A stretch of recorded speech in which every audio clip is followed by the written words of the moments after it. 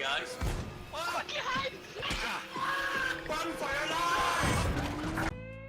R.E.P.O is an already classic within the gaming community, a co-op indie horror game that has taken the community by storm these past couple of months, becoming a worldwide phenomenon, with an already peak of 271,571 players on at one time. A game created by a small developing team took a popular genre of current co-op horror games and set new heights within the gaming industry.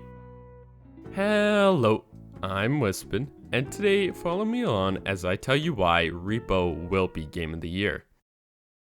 Released earlier this year on February 26th of 2025, R.E.P.O climbed to fame within a month of being available on Steam. One of the many reasons for being Game of the Year is its innovation in its never-seen-before gameplay mechanics, as well as its simple step-by-step tutorial that takes a couple minutes to play through, is encouraging to new players. This game took a genre that was popularized about a year ago by Lethal Company and succeeded where every other game failed. The premise of the game is simple. You, the little semi-bots, are sent out by the so-called taxman to collect items for money, meanwhile trying to survive the dangerous monsters that await. Doing this to reach a profit quota that was given to you before each job. The game is a mix of fun and horror, keeping each factor relatively balanced with a wide variety of gameplay mechanics. The gameplay loop in R.E.P.O is simple. It's based on a simple information, action, or wait system.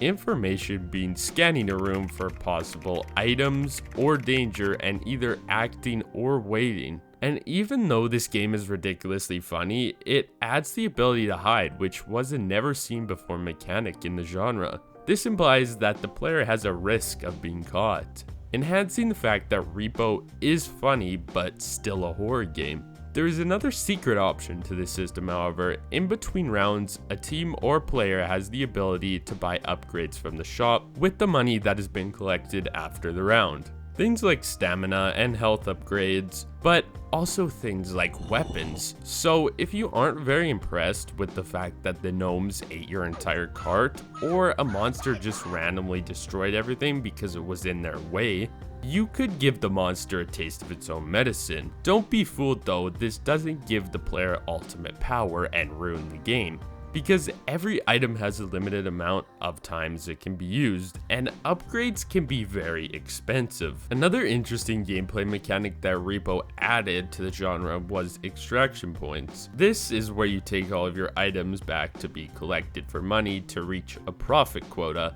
The reason, however, on why extraction points are revolutionary is because based on what level you are is how many quotas you have to complete. And the game won't end until you complete these quotas, compared to other games like Lethal Company where you have a set time limit until the ship either leaves with or without you.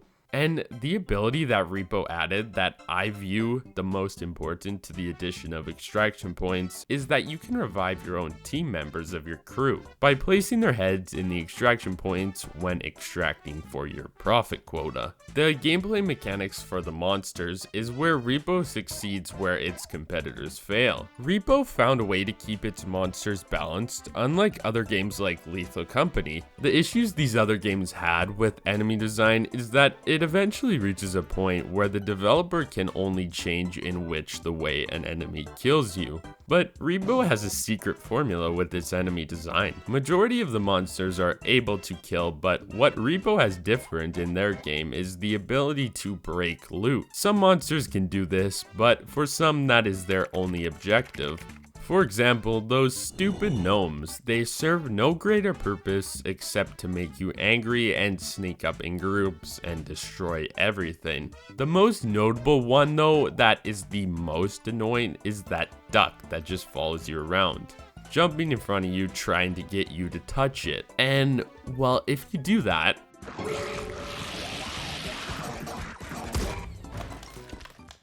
With a horror game, it is imperative that the game is fun but still works like a horror game. When creating Repo, the developers didn't get too carried away with how ridiculously funny the game can be. The way the game functions is perfect, because let's say if the game did not have any risk to it, like dying and restarting from square one, it wouldn't be played like a horror game and ultimately wouldn't be effective at being a horror game. The fact that there's a risk of dying but yet a possibility of not dying by hiding makes the game work as a horror game. And with its perfectly composed audio tracks and ambience, it further showcases the works of the horror aspect. I'd like to point out this game would not be Game of the Year if it weren't for its multiplayer experience. Without the players, this game would not be on anyone's radar. Repo mastered its multiplayer experience. Meanwhile, the option to play single player is available. The multiplayer feature has a bigger effect on the game. This game is mostly focused on teamwork,